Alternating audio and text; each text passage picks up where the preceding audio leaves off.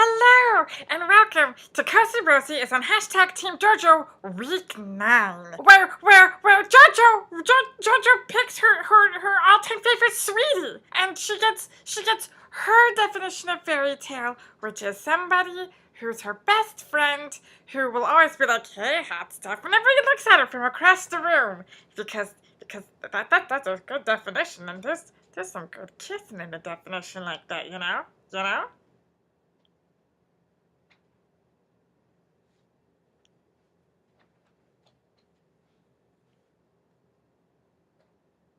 She's down to Robbie, and she's down to Jordan, and she'll probably pick Jordan. She'll probably pick Jordan because she, from the very beginning, she really liked his tush. I hate to be superficial about this. But Robbie is basically a Ken doll. And, Ken dolls, there's nothing below the waist. It's just whoosh, whoosh, with the plastic. What good is that? What good is that? Do they have to kick things off with Chris Harrison in the studio? And why does he have to be so concerned with Jordan's relationship with his brother? Clearly that's not like the most important thing right now. If anything is gonna bring drama that needs to be addressed, I think it's the fact that we don't know whether Robbie's dad is a pickpocket.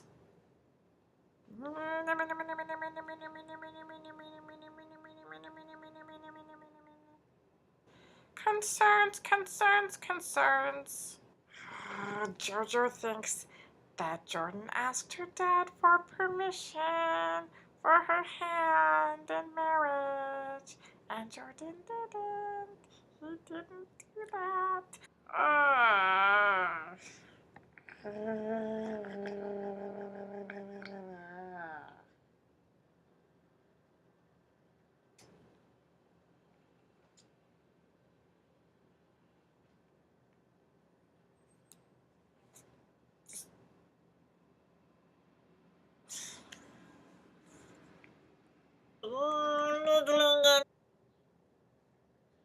There's an imbalance there.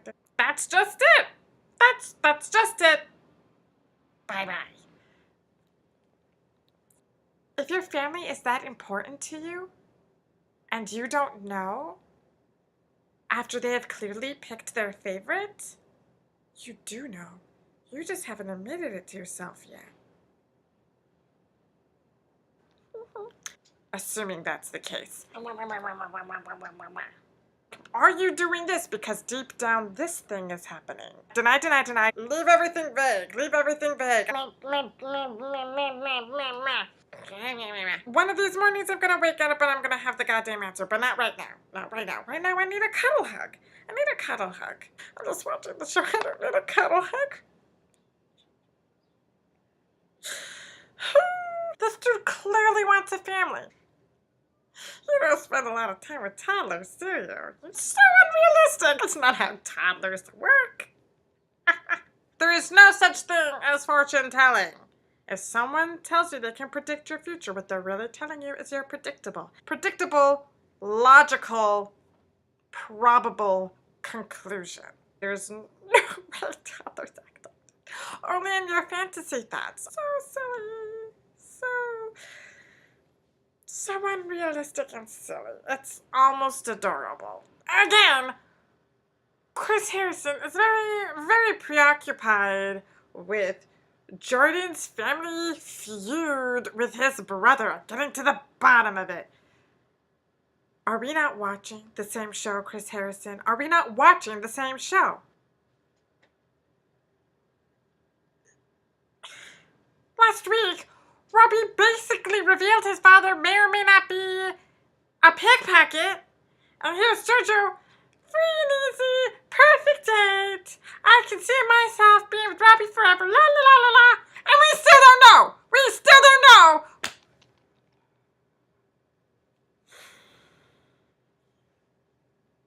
I think that's a concern. I'm not saying I would hold it against Robbie's dad. I'm just saying not knowing is a concern.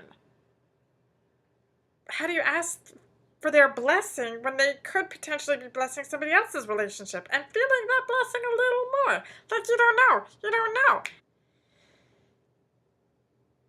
You need a balance.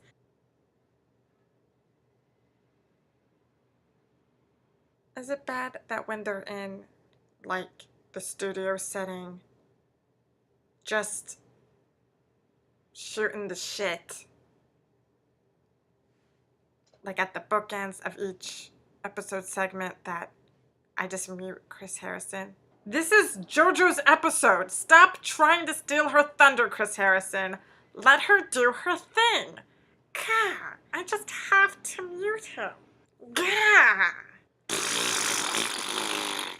I don't care about Jordan's brother. They don't talk. But Robbie and his father talk. That mystery is the more important one.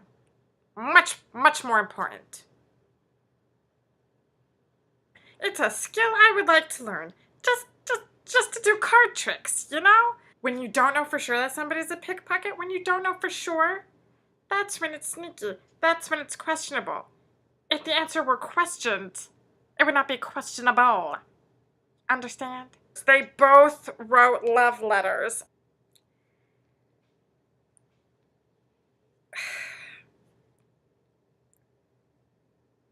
The love letters, I think, really show who's the better pick. Flippy flip how. Toddlers do not behave that way! Puzzle piece.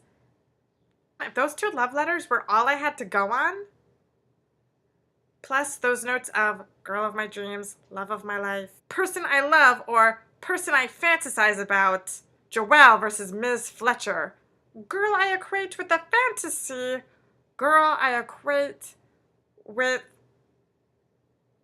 being alive. Like, if that was all I had to go on, Jordan would clearly be the winner.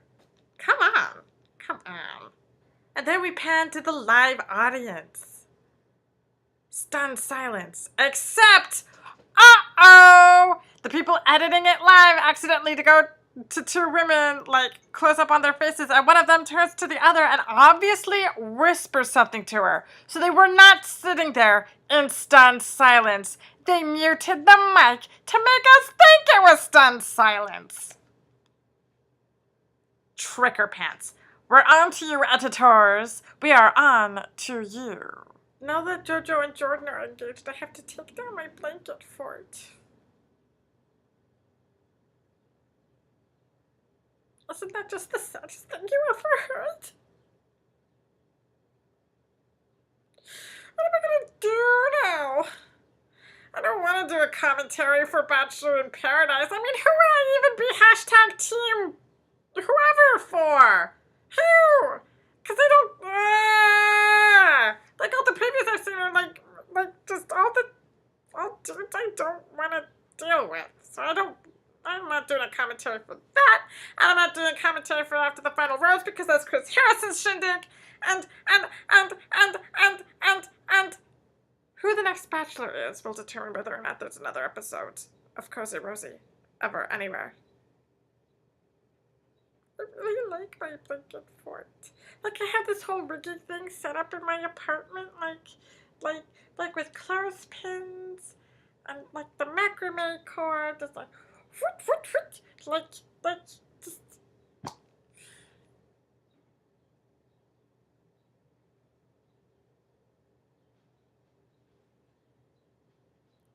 Now what's Cozy-Rozy gonna do?